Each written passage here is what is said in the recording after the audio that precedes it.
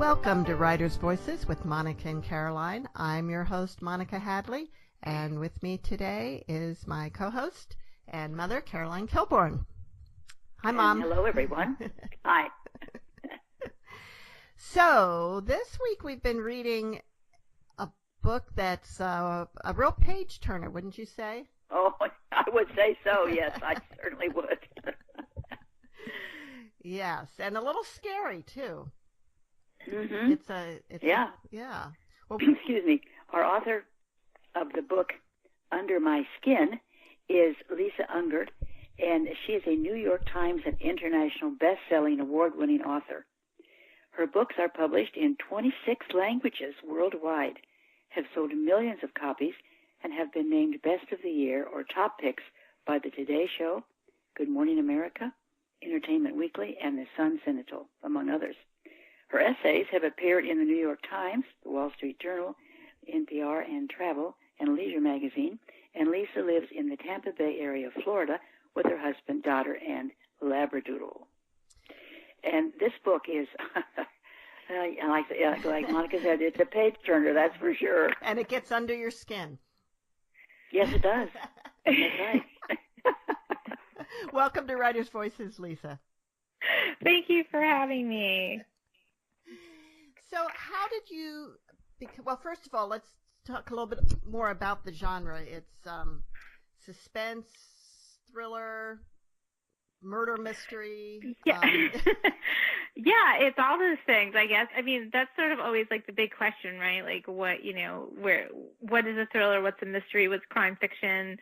I guess sort of when you sit down to write, you're not really asking yourself those questions. But at least I'm not. At least I'm just sort of following the voices in my head, and then usually my imagination is pretty dark, a little twisted sometimes. So most often, what evolves is a crime fiction novel. But there's always a question of what to call it or how you might categorize it. But for me, it's just the story of the people that happen to be living in my head at the time. When you start to write a mystery, do you know the ending when you start? No, definitely not. Wow. The way things sort of work for me is, usually there's like a germ, like something that ignites my imagination and generally leads me to sort of a swath of research, right? So in the case of Under My Skin, there were a few points that I was obsessed about at the time, but mainly it was like a Jungian idea. And Carl Jung said, between the dreams of day and night, there is not so great a difference. And, like as with most Jungian phrases or terms of phrase, it sounds very simple, but when you start to unpack it, there's a lot of layers there. So between the dreams of day and night, I thought, what does he mean by that? I know that dreams were a very big part of his work as a psychoanalyst. So I started researching sleep and dreams, and I discovered that we spend about 229,000 hours of our lives asleep.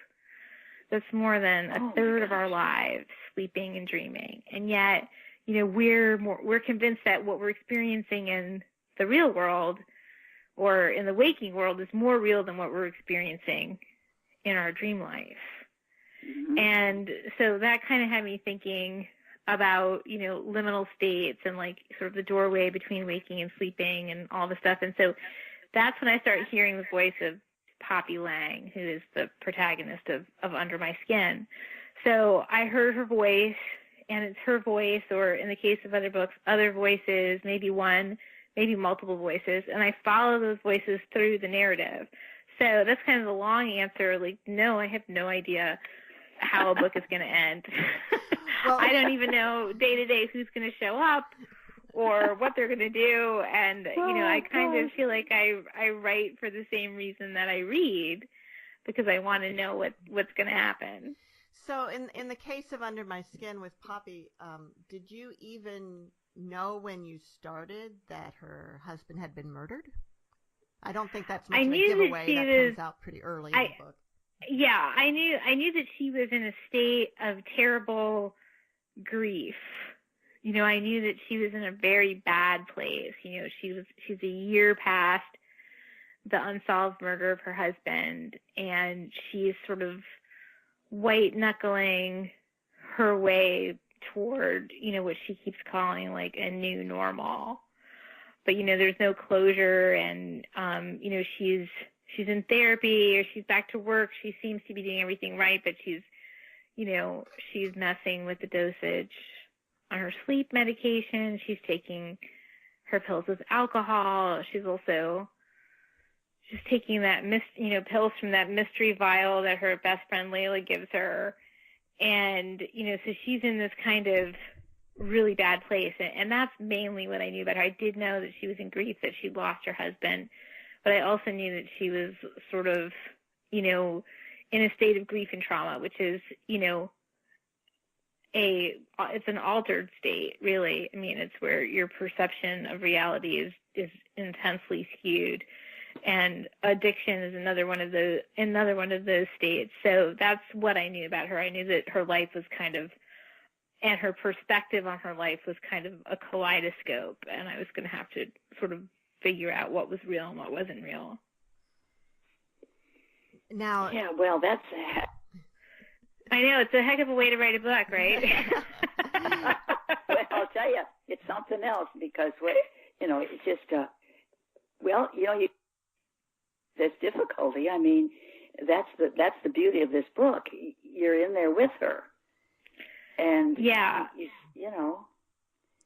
Yep, that's how I want people to feel. Yeah, Poppy has a lot of confusion about, she's not sure what's real, what's memories, what's dreams. Her dreams at night, she's not sure if there's memories involved in those dreams. She has kind of daytime dreaming. Yeah. Tell us a little bit more about that, and how, what kind of research you had to do to make that something that's true to life. Yeah. So at first there was like sort of, I was talking about, this Jungian idea, but there were a couple of other layers of interest for me. So I had, a long conversation with a friend of mine who's a former Navy SEAL, and he now works with soldiers who've come back from combat with PTSD. And we spent some time talking about how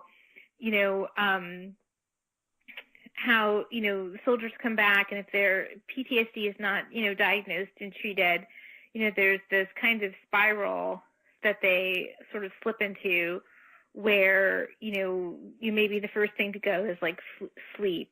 Sleep is disrupted. So, sleep interruption is, a place where reality is altered. And then maybe there's some type of self-medication, addiction.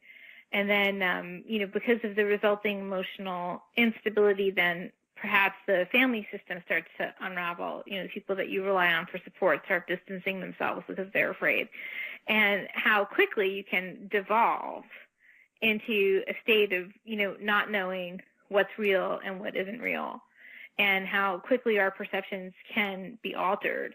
So that was one sort of layer of research. And, sort of throughout my career and throughout the 16 novels I've written, I've spent a lot of time with my characters, many of them who are, damaged in some way or addicted or mentally ill. So I've done a tremendous amount of research over the course of, more than a decade into these, sort of states of awareness or states of perception.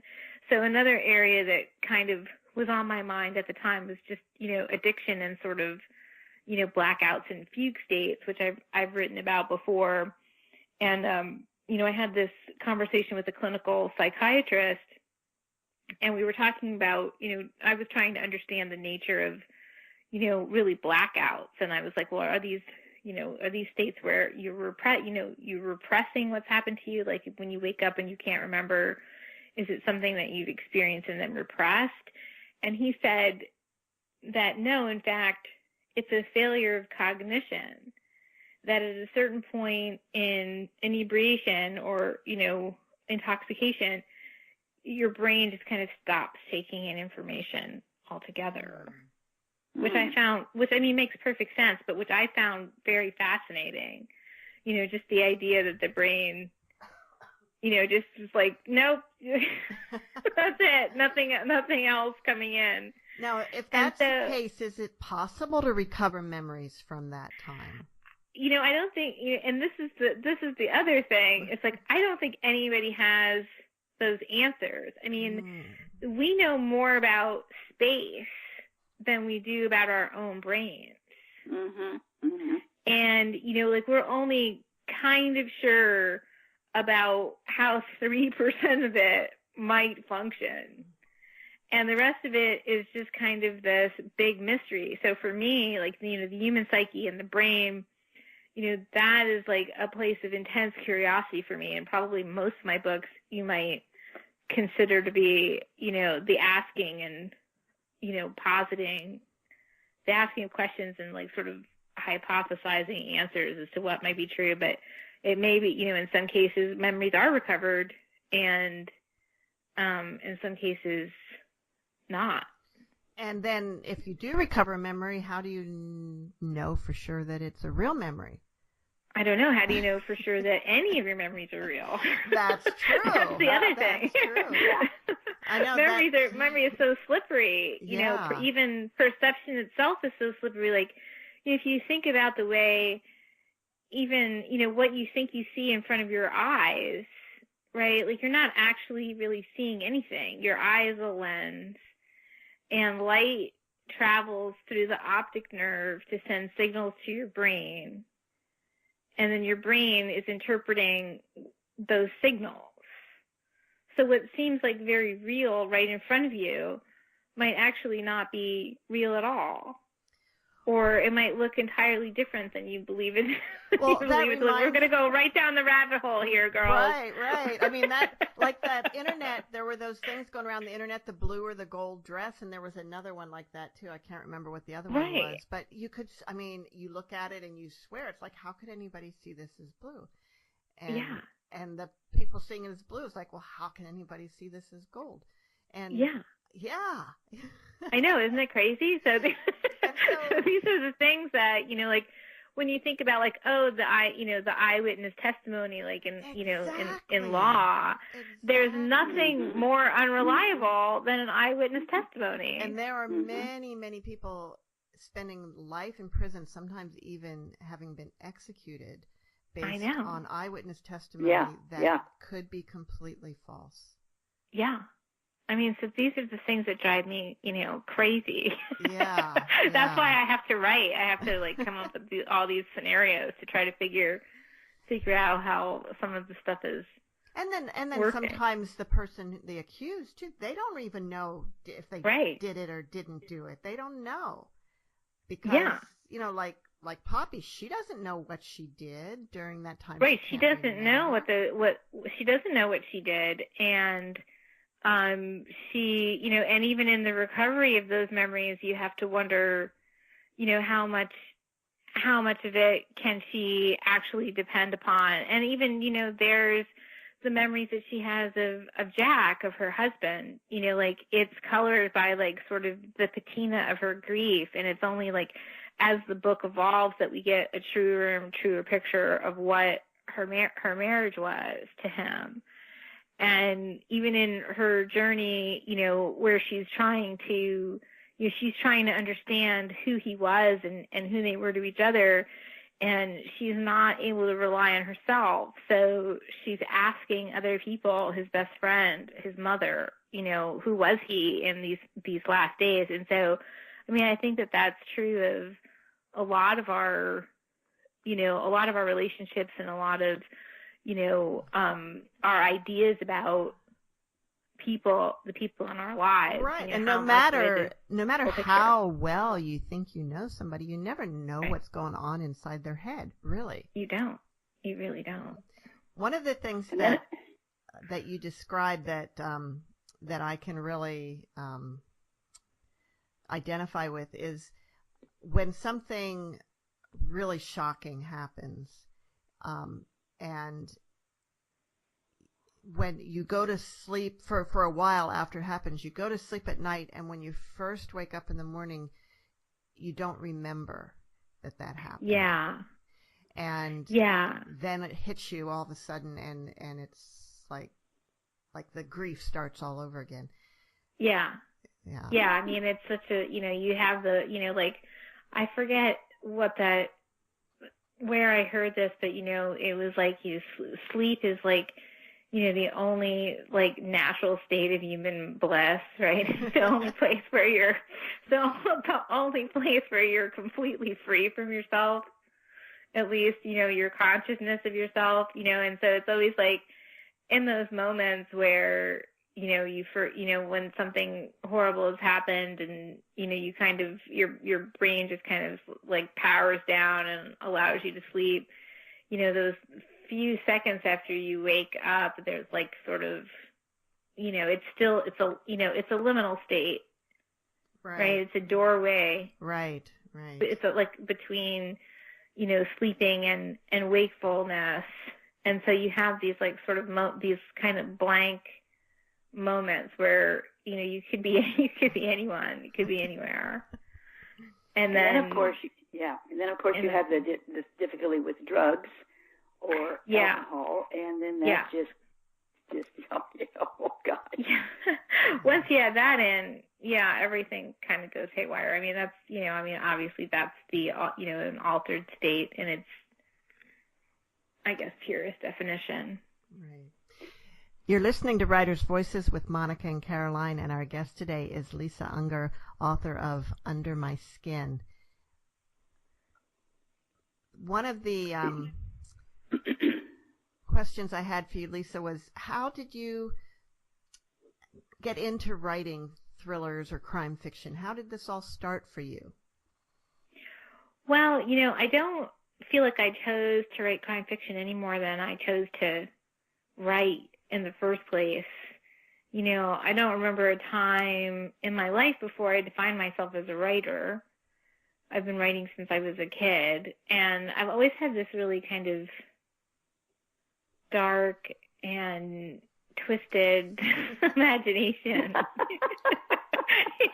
I've always just been really fascinated by, sort of the dark side of things. I always kind of liken myself to, like you go to the movies and, it's like a haunted house or something, and there's like the noise in the basement, and then there's the girl in the movie who's like going down the stairs, and everybody in the theater is yelling, "Don't go down the stairs, just get out of the house." But that's me. I'm the girl going down the stairs. I just want to know. And so I always kind of think of myself that way, or like as a spelunker, I'm kind of shimmying myself into like sort of the dark places of the human psyche. And so I think that, just kind of naturally it evolved that I would become that kind of writer. Before I was my mom was a librarian. My parents are both avid readers. And, everywhere we lived, we had these like giant bookshelves, filled with my parents' books. And, basically there was zero censorship. So if I could read it, if I could reach it, I could read it, whatever it was. Oh. And so I just read and read and read. And, so it was everything from, everything from like Wuthering Heights to, Lady Chatterley's Lover to, Pet Cemetery and Cujo to Flowers in the Attic to Emma to, whatever nonfiction books I found interesting from my dad's side of the bookshelves or whatever. So I was just like this literary omnivore. And then, I discovered pretty early on the short stories of Truman Capote. And I think that was like the first place where I sort of fell in love with language. And then later, at an inappropriately early age, I read In Cold Blood, which was Truman Capote's true crime book, probably the first true crime book, I would think. Right. And, in reading that, it kind of, in a weird way, gave me permission to be who I was as a writer, like somebody who can write about crime and, sort of the darker side of human nature, but you to do seem so like with, such a nice with person. compassion. I am. I hear that a lot. I hear that a lot. It's like writing for me is like a daily exorcism, I guess. I get all my questions and like demons out onto the page. But I think, I think part of it too is that like, I feel like you have to look at what scares you. Monsters live in the dark. And there's a big part of me that feels like if you can shine the light on things and you can understand it better, and when you understand something better, it's not as frightening. Mm. And so I think that a lot of writers who write crime fiction have turned to it at some point to metabolize fear. And I think that, probably a lot of readers turn to crime fiction for the same reason. Well, years and years ago, I had written a short story that was pretty dark, and I showed it to a new boyfriend, and it so freaked him out that he wasn't even sure he wanted to be with me. Yeah. It's a good thing my husband's a little tougher than that. Yeah, good. Yeah. Yeah. I mean, I think it's okay to explore the dark side. I mean, yeah. It's, Jung calls it the shadow, right? I mean, there's no light without dark. And, you can't deny the existence of the shadow. You can't pretend it's not there, because it is. Now, books, crime fiction books or mysteries, suspense thrillers with female protagonists are sort of having a day, aren't they? Yeah, I mean, I think they've been having a day for a long time, right? I mean, yeah. Okay, they're having a decade or maybe a century. Yeah, it's a particular moment, I think, right now that's kind of interesting. But I feel like I've for a very long time I've been writing thrillers about the female protagonists in all various circumstances, and reliable and otherwise. So I think that, and a lot of the, female writers who, with whom I'm friends and colleagues, they, even longer than I, have been writing, sort of very female-centric, like strong female character-driven thrillers and crime fiction novels. Lisa Gardner, Lisa Scottolini, Tess Gerritsen, Karen Slaughter, we've all been doing this for quite some time. Now, there have been some really very popular books and HBO series in recent years that are of this genre. Have any of your books been made into movies? Not yet. Do you know anyone? Can you make some phone calls? No, I've had over the years I've had a number of options, but that just means that certain places have the right to potentially make your work into film or television, and so far, none of that has ever sort of blossomed into television or film. But I feel like it's sort of like a whole other universe. Yes. Like publishing is what it is, and I'm a writer, and I'm happy to be published, and the whole film television thing, I feel like it could happen tomorrow, it could happen 5 years from now, it might never happen, so it's all this kind of, it's all sort of vapory. So I'm always like sort of interested to see if something, will find its way onto the screen, but what sort of drives me day to day is the writing. Well, writing is a very solitary act, really, and the resulting book, you have input from editors, and sometimes that can be significant, but it's still your vision primarily that gets on the page. And with TV and movies, it's so collaborative, and it's really a very different art form. Yeah, it is truly, very different. And I've never personally, had like the same burning desire to write a screenplay as I have, to write my novels. Like it's, like I feel like I kind of live and breathe what I'm working on. And, once I'm in that space, it's like it occupies this really big space in my imagination, and I can't wait to get to the page, day to day, to like sort of explore this, universe that I'm creating, but I've never, had a similar drive to create a screenplay. Like it's not, I feel like in some sense I need too many words. I need like 110,000 words. I can't do it, and I don't know if I could do it in 90 pages. It seems like a very different, it's like as if I were all of a sudden to decide I wanted to be a poet. That's, I feel like screenwriting is more like poetry. You have to be so spare in your word choice and so precise, and you really have to have that sort of visual gift. Like I see this like as it would be on the screen. So, I mean, I'm not saying that like I won't ever do it or I won't ever have that, that vibe to do it. But so far, like my voice has been, as long as I can remember, has been the novel. How long did it take you to write this particular book? Do you remember? A first draft generally takes between 9 and 12 months. And so, yeah, and then there'll be another year of editing and while that's happening, are you starting on the next one?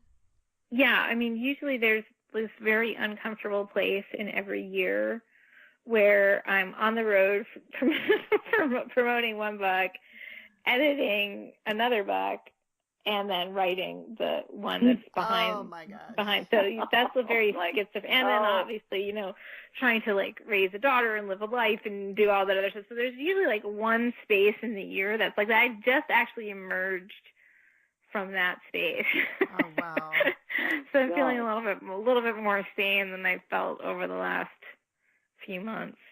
But yeah, so it's kind of it's always kind of an ongoing process. But I mean, for me, it's, I never wanted to do anything else. I'm grateful that I'm able to, do what I love to do, and that, I get to kind of dwell in this, this world building, dream weaving state that, that I get to dwell in a lot. So it's never really, there's never a moment where I'm, unhappy. Just sometimes really busy.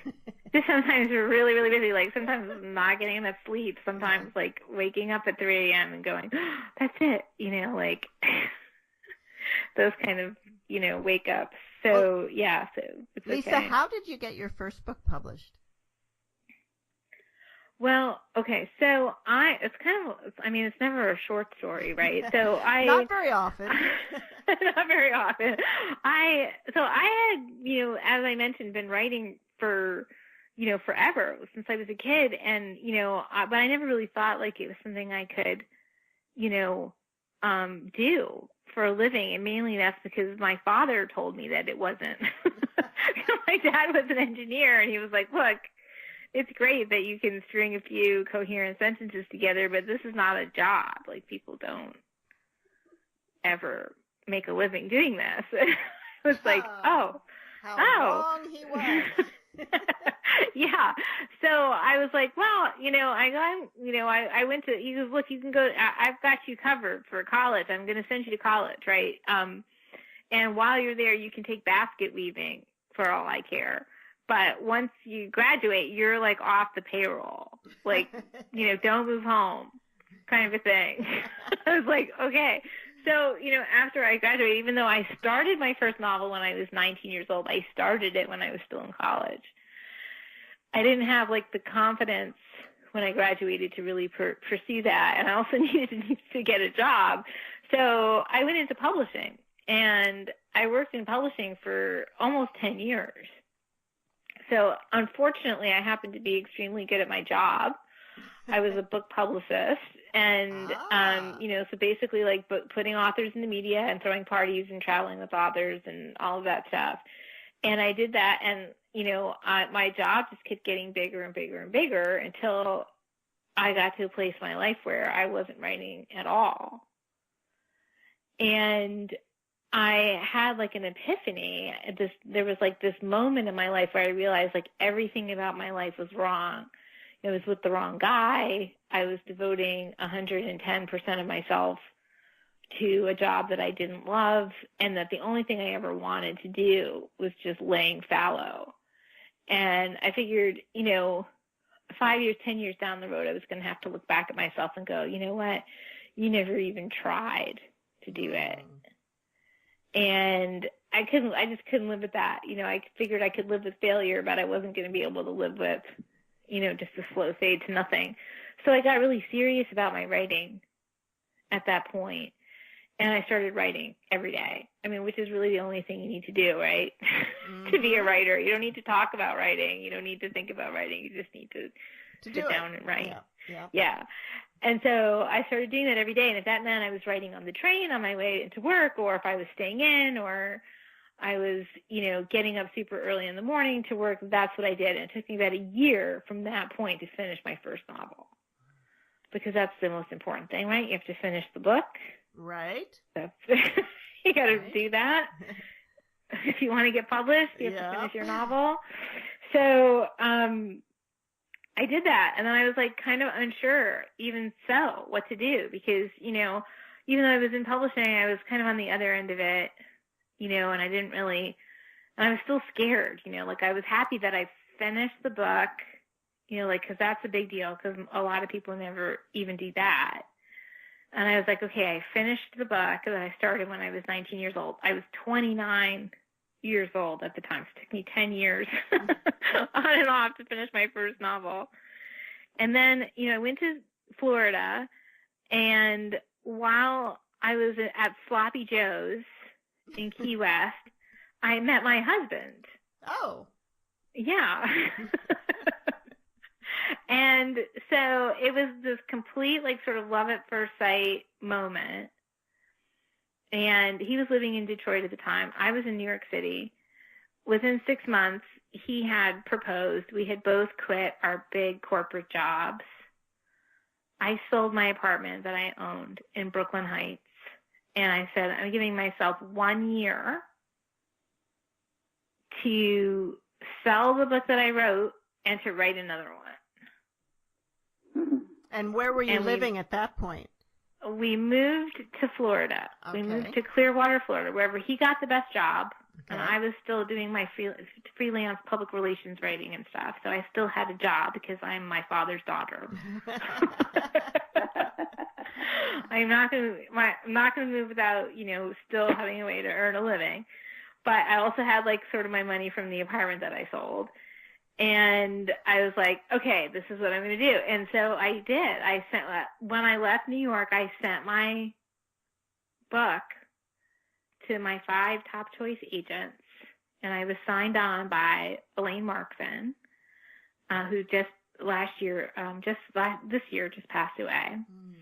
I sold my book to her, and I sent my book to her, and she sold it to St. Martin's Press for a 2-book deal, the one that I had written and the one that I was writing. And it was basically a nickel and a cheese sandwich. I think that was my advance. it was like a don't quit your day job kind of advance, even though I had already quit my day job. Yeah. But it didn't matter because that was a dream come true, that was wow. a big moment, and I knew that, I think all my years in publishing and working at Penguin Putnam, it didn't help me actually get published, unfortunately, but it did help me understand the business and to know that, a lot of writers think of that publishing contract as a windfall, it's that big moment. It's the end of something. I'm published, but I knew it was just an open door to the writing life. Right. And that, you walk through and it's harder to succeed as a published writer than it is to get published in the first place. And it's damn hard to get published in the first place. And so I knew I had to roll my sleeves up and get to work if I wanted to succeed. And that's what I did. And so I think that was like sort of my big advantage of coming from publishing into, sort of the writing life, is that I knew the business, and I knew that, that sometimes it's better to start, at the bottom and work your way up. Lisa, do you think that a lot of people in the publishing industry want to be writers? I don't know. I mean, I'm sure that's true of some people. At the time when I was writing, I didn't know that many people who had a burning desire to write. I myself kept my sort of, writing aspirations secret, because it just seems it's so embarrassing. You know what I mean?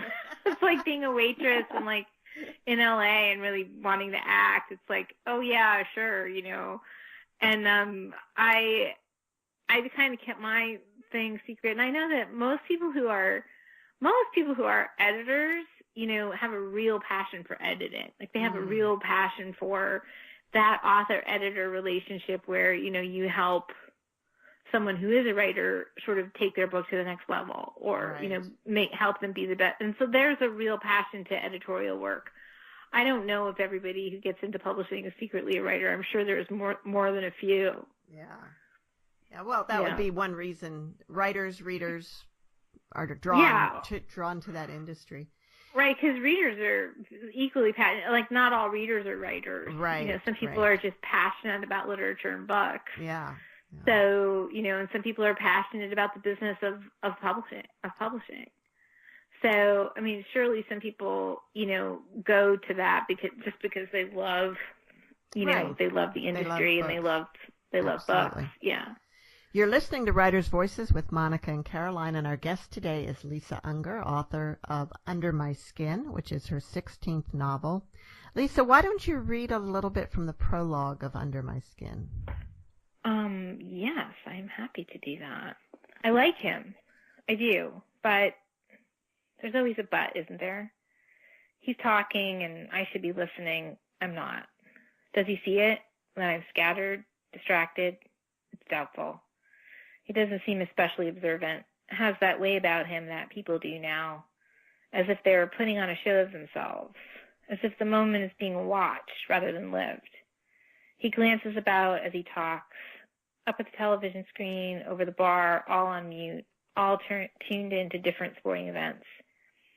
Down at the phone that sits dark beside him, back to me, off again to the rowdy table across from us, a post-work gathering, I'm guessing, from the rumpled suits and tired eyes. I soak in the details of him. His shock of ink-black hair, thick, any girl would kill for it. Dark stubble on his jaw, just enough. Sexy, not unkempt. Style, not neglect. His gym-toned body. Beneath the folds of his lavender Oxford, the dip of cut abs, the round of a well-worked shoulder. If I had a camera in my hand, not a smartphone, but a real camera, say a mirrorless Hasselblad 101D, ergonomic, light, old-school style with high-tech innards, I'd watch him through the lens and try to find the moment when he revealed himself, when the muscles in his face relaxed and the mask dropped, even just for a millisecond. Then I'd see him, the man he really is when he steps off the stage he imagines himself on. I already knew he was handsome, stylish, in shape, before we agreed to meet. His profile told me as much. He works in finance. Of course he does. His favorite book is the Steve Jobs autobiography. What else? But what's under his skin, that carefully manicured outer layer? Beneath the mask he puts on in the morning, what's there? The camera always sees it. He runs his fingertips along the varnished edge of the table between us, then steeples them. I read somewhere that this is a gesture of someone very sure of himself and his opinions. It tracks.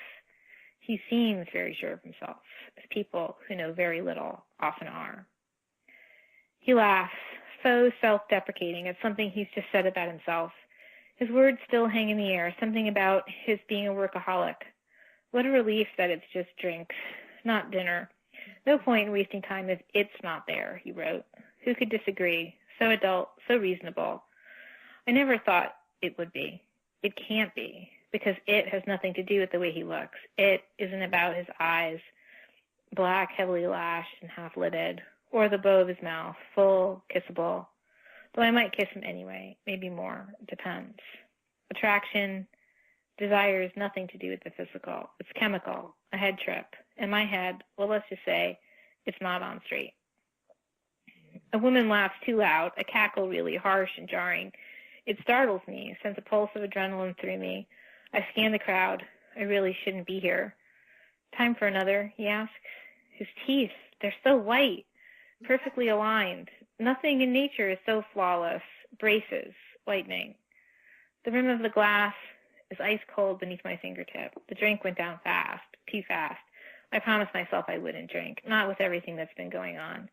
It's been a long day, a long week, a long year. The weight of it all is tugging at me, pulling me under.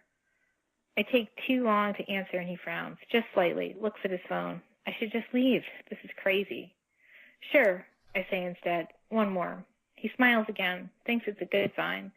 Really, I just want to go home, pull up my hair, put on my sweats, get into bed. Even that's not an option. Once we walk out of here, it's back to the jigsaw puzzle of my life. Grey Goose and soda, he tells the waitress when he's flagged her down. He remembers what I'm drinking. A small thing, but so few people pay attention to the details these days. And Blanton's on the rocks. Straight bourbon. Very manly. Am I talking too much? He says. He looks sweetly sheepish. Is it put on? I've heard that before. My last girlfriend, Kim, she said I ramble when I get nervous. It's the second time he's mentioned her. His last girlfriend, Kim. Why, I wonder, carrying a torch, or just trying to market himself as someone who's been in a relationship? Also, last girlfriend, it begs the question, how many others? Maybe I'm reading too much into it. I do that. Not at all. I am a seeker. I want to explore the world, don't you? I love to learn, to cook, to travel. I get lost in a good book. That's what his profile said. In his picture, he smiled, nearly laughing. Hair wind-tossed. It was a good photo. It could have come from a magazine, which is always suspicious. Photographers know all the tricks to capturing beauty. The right angles, the proper lighting, the magic of filters. The truth is that most people aren't that hot in person. Even beautiful people, real ones, are flawed in some way. Not airbrushed or prettily windblown, eyes glittering. Lines around the eyes and mouth, an almost imperceptibly crooked nose, a faint scar, chicken pox, or a childhood fall from a bike. People, real people, have a little stain from lunch on their ties, maybe something hanging from their nose or in their teeth, patches of dry skin, shoes that need replacing. These imperfections make us who we are, tell the truth of our lives. But to his credit, he is as close to good looking as his profile picture. But something's off. What is it? I think that's 6 minutes. And that is Lisa Unger reading from her latest novel, Under My Skin. Now, I noticed when I was reading the book that there was a lot of sort of moving around in terms of time and flashbacks and so forth. And when you're writing, how do you write like from beginning to end, or how do you decide how to structure the book chronologically? That's a good question. I don't know if I have a good answer. Because of the way I write, I almost, I sort of follow the way the story comes to me through the character, if that makes any sense. So I don't have any, technique for switching back between time frames. And I tend to do this a lot. I often have multiple timelines in my story. And the way I always think of it is, there are very few of us that are actually living in the present tense. We're all sort of an amalgamation of, our past experiences, our thoughts and worries about the future. And, often in our sort of life, our linear life, as we're moving through our life, we're dwelling on the past and, projecting ourselves into an imagined future. So that's kind of how we structure our lives anyway. And so that's sort of how the books kind of unfold for me. So, as I'm writing, if I happen to be in the, in the present moment, when I am sort of called to go back in order to build character or, build the scaffolding for the present day narrative, I tend just to shift back into the past. And obviously in this case with Poppy being, kind of an unreliable narrator, I was sort of beholden to how, she was remembering and dreaming and all of that. So I just kind of followed that. So obviously this is all first draft stuff, right?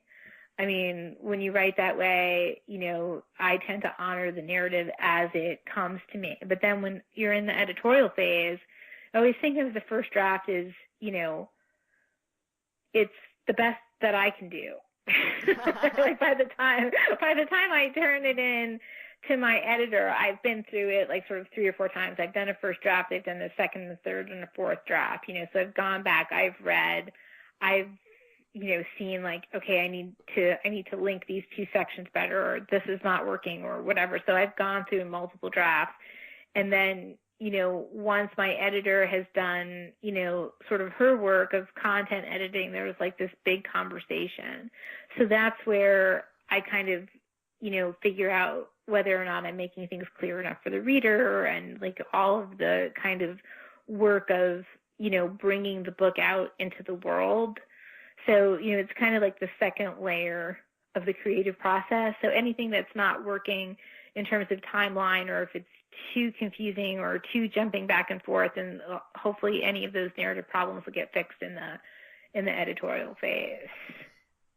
That's the thing about this suspense writing or thriller writing is it's, you have so many layers of competency that you have to bring to the writing process. There's the ability to tell, well, the first there, it's the ability to imagine a story that has a plot that is interesting, right, has a satisfying end.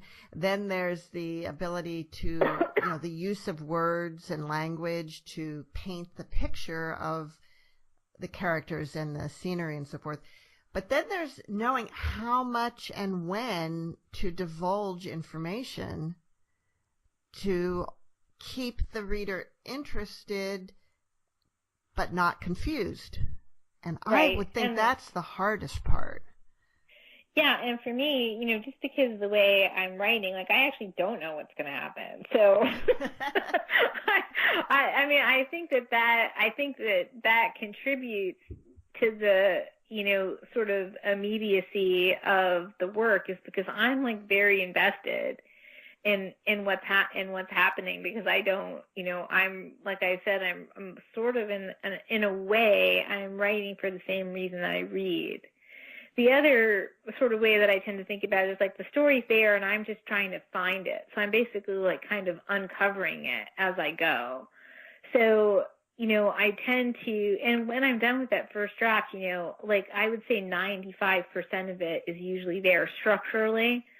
So it's not like a lot of big pieces get moved after the first draft gets laid down, not for me. But, and also, I'm able, because I've been doing this for like such a long time, like since I was a kid, like I kind of know that as I'm writing, even if I don't understand why a character has done something or why something has happened, or some object is there or whatever it happens to be, like I know myself well enough to know to just leave it and know that at some point further down in the narrative, I'm going to go, oh, that's why that's why. So it's almost like my subconscious knows the story better than I do, which is such a weird thing to say, but it's just kind of the way it is. Mom, were you surprised at the ending of this story? Yes, I was. Well, actually, I know I don't want to be a spoiler, so I'm not going to say what I thought. Yeah.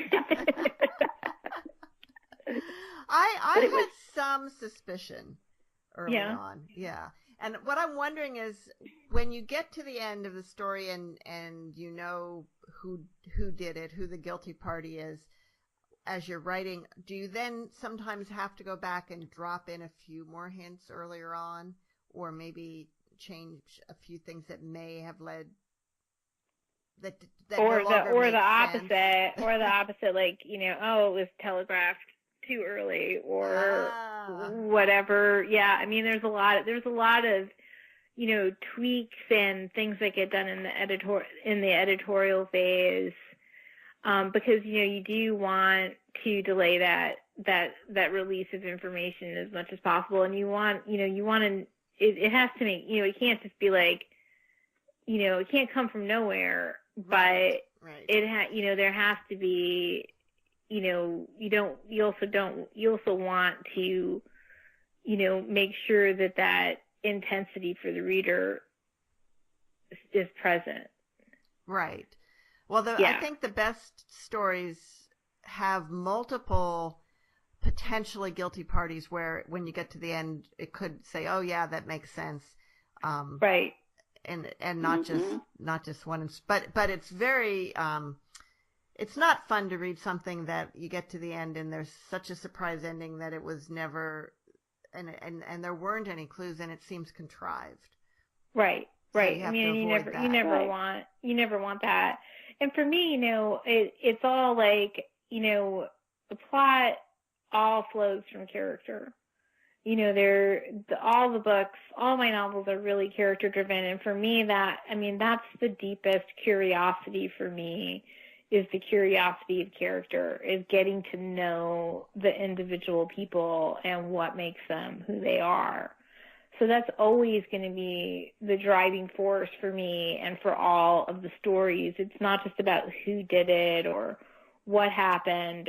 That's part of it, but it's more for me about the people in the book. And I think that, that's true of any book that, we really connect with. Character is king. And, you could have constructed the most perfect plot, but if people don't, care about your characters, then the story doesn't matter as much. That's definitely true. Yeah. In this book, you have some of your characters are photographers, and you have many references to the art of photography and its relevance to the modern world. And I never thought about that before, but it's really, and now that everybody has a camera at hand, it's really it's a really interesting thing. I mean, it's definitely something that is notable to me as an observer, and also as someone who has a smartphone that I sort of reluctantly have.